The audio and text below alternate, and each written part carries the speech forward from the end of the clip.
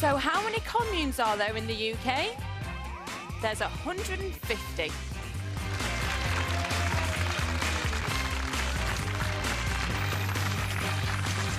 That's right. In fact, there are a total of something like 12,000 known communes around the world. Around 1 in 5 are in the United States. You're watching The Right Stuff. Thank you for that. We're live on 5 with Chicago star Suzanne Shaw, David Ian and Larry Turner. Still to cut jazz hands. Jazz hands. Still to come. But first, are alternative lifestyles just for dropouts, or is that a great big fat lie?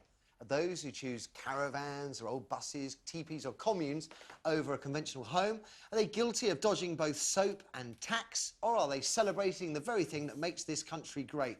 Personal freedom, something we lose a little of on an almost daily basis these days. It's been a long time getting this part together. It started off with the murdered teenager Scarlett Keeling, and I was reading how she had an unconventional life. Her family, including mum Fiona and her 8 brothers and sisters, lived in caravans in Devon. When they went to India at the end of last year for a holiday, it was for 6 months. 6 months! That's one of the pluses, I suppose, when your kids are home educated. They didn't go to school. Back in Britain, the family is virtually self-sufficient. They don't even have utility bills to pay because they don't have any utilities. And I bet the family, that family in particular, puts the fear of God into the Daily Mail. If you've spent any time living in a teepee village or run away with a bunch of travelling hippies, I did that in the 80s, or joined a commune, I would love to hear your story. But first, I want you to meet a man called Hugh Sawyer. And if the truth be told, I've been trying to get him on the show for the best bit of 2 years now, after I read an article in the Times about how he swapped life in a city flat to live wild in an Oxfordshire wood. And we finally got you here. Hugh, good morning. Morning. We tried tree mail, but that obviously didn't work so well. Thank you. Let's start at the beginning, right? When did you decide to live in a wood? I think it was May 2005. I was sort of lying in a park, looking at the bees and the sunshine, drinking Pimm's. Thought I could do this. I could do it for a year, so set out for 12 months to raise money for the Woodland Trust. It was a kind of sponsored live in the woods for a year. And you have a job? Yep. You had a job then? Yep. Wore a suit, everything. How do you live in the woods? And when we say live in the woods, you are not like in a big tent with all mod cons. You are living in the woods. Yeah, in the woods. I've got a basher, they call them, same sort of thing as Ray Mears has, only without the hammock. OK. It doesn't look very waterproof. No, no. Well, that's a fire. No, OK. Now I know where I'm going wrong. Right. Is it dry? Apart from when it rains. Right, so you get wet? There's a certain amount of water feature that appears in my house. Have you got a girlfriend?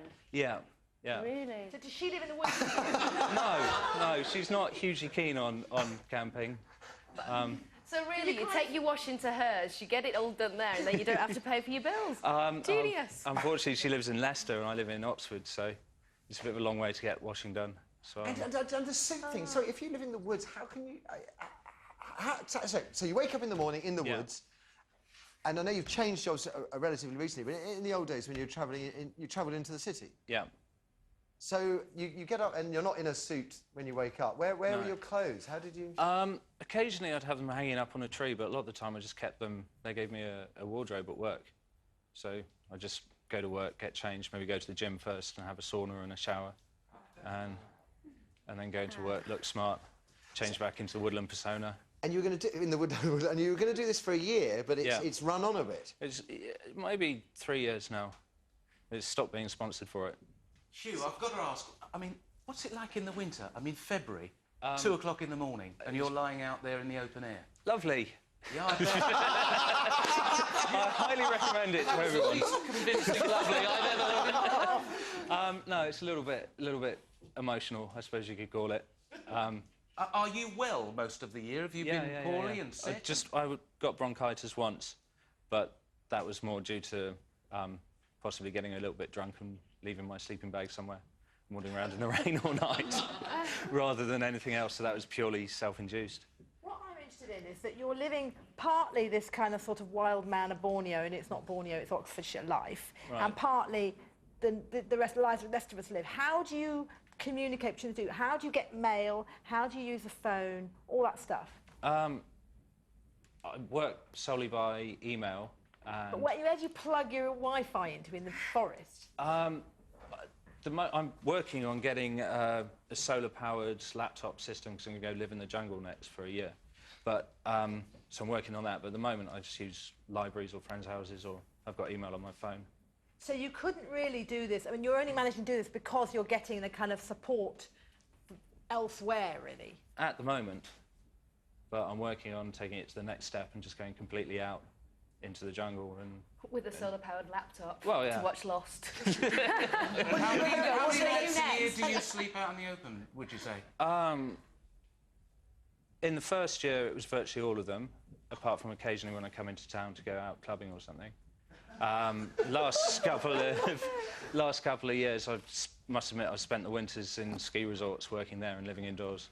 Well, I did mean to live outside, but I got a bit injured. And so I'm just building up now, I know, because it's not like, you know, it's not sort of making a determined effort not to use technology or anything else like that. I just think as a lifestyle choice, I mean, but I'm sure there are people who think you're stark raving mad. I think it's just extraordinary, a remarkable thing to do and a remarkable achievement, I think, as well. Well, I think it's quite useful to be able to grab the best of modern technology and have the best of traditional skills and live a way which is no carbon footprint, virtually, that I have, especially when I go solar-powered, so I can live in harmony with nature with hardly any effect on the world.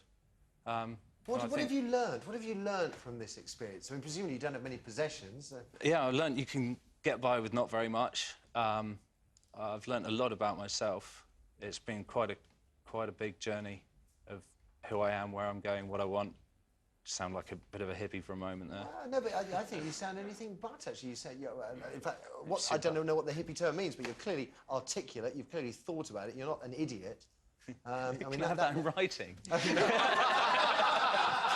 Hugh, are you going to stick with this? I mean, are you going to go back into civilization, so to speak, or is this it? Is this how probably you're going to live your life? at some point? Because, like I say, my girlfriend's not the most keen person on the woods. Do you stink a bit sometimes when you sort of get to her? Is it a Possibly. little bit unpleasant for her? Possibly. Because that's what they're both thinking. I can tell. I keep clean. It's perfectly possible to clean and shower and keep your clothes clean and everything like that. You just got to put in a bit of effort. So. Do you have your friends say, like, at the end of a night, if you've been out, oh, can I come and kip at yours? I know I will. I'm like, oh, come on, I'll kip at yours. Pull up some bracken, have a lie down. Listen, I'm sure there may very well that people might have questions for you. I hope you don't mind asking them as we go to the phones. And, sure. And just out of interest, I mean, do you think that it's one of the things that makes Britain great, that people can live a life like yours? Well, it's nice to live however you like, and I suppose it is, yeah. Yeah. Yeah. OK, good. We'll talk more in a moment. Let's throw it open to the people at home.